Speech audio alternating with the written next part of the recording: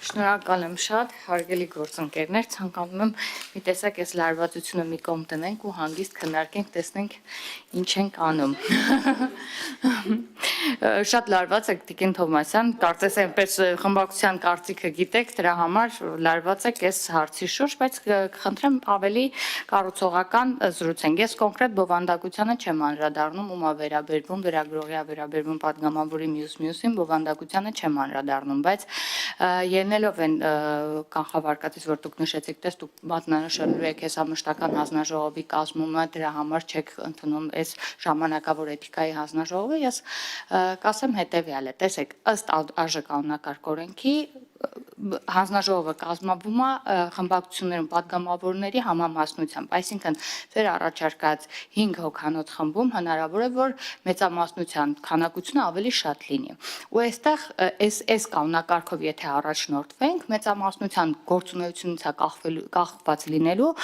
թե որոշումների կայացումը, թե առհասարակ կենսունակությունը տվյալ հանձնաժողովի աշխատանքի։ Եթե օրինակ մեծամասնությունը որոշի չմասնակցել, ուղղակի հանձնաժողովի նիստերը չեն կայանա, ու այսպես այդ 2 ամսվա ժամկետը ուղղակի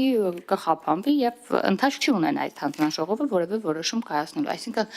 գործնականում էլ եթե նույնիսկ հիմա համաձայնություն տրվի, հետագայում աշխատանքը պատկերացնելը զուտ գործնական մասն պատկերացնում չի լինի։ Իսկ ինչ վերաբերվում է այս Պանդորայի արկղվածություն, տեսեք, այսօր մենք նույնիսկ դատախազի հարցերի քննարկման ժամանակ ենք ասում, տեսեք, դուք հորդորեցիք, որ պարոն Վարդանյանը խմբակցության նիստին խոսի պատգամավորների հետ, որ նման բառապաշարով հանդերձ չգան, մենք մեր կողմից հորդորեցինք, որ դուք էլ ձեր խմբակցությունում խոսեք ձեր կողքի նստած պատգամավորի հետ, այսինքն եթե մենք գնանք այս բանով, անընդհատ կկազմենք էթիկայի հանձնաժողով, անընդհատ մեծամասնությունից կախված կլինի էթիկայի հանձնաժողովի գործունեություն ու փոքրամասնության համար հետևաբար այս դեպքում հաստատ որոշումների կայացումը այսպես հաճելի ու օգտակար չի լինի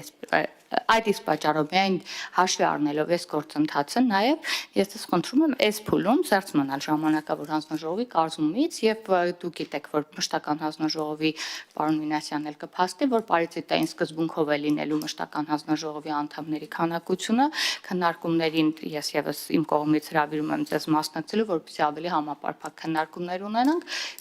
արդեն այդ հանձնաժողովի գործունակությունը, գործունեությունը եւ չափորոշիչները հենց հիմա էլ մշակվում են, շուտով կլինեն, այնպես որ չշտապենք ու առաջ չընկնենք այս փուլում զերծ մնանք ժամանակավոր հանձնաժողովի կազմումից։